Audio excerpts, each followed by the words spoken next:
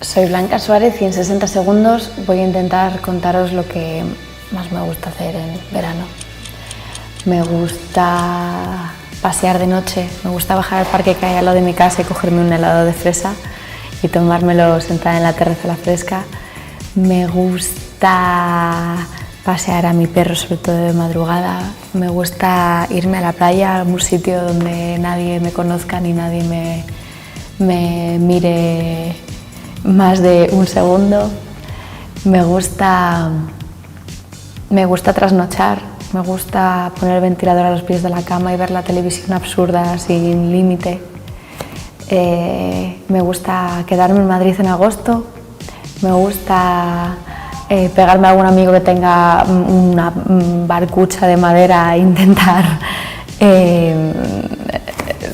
tirarme días enteros en el mar, en la barca. Me gusta ir a una terraza de la costa y pedir boles y boles de alioli enteros. Me gusta comer colines, me gusta el gazpacho de mi madre, me gusta... ¡Tiempo!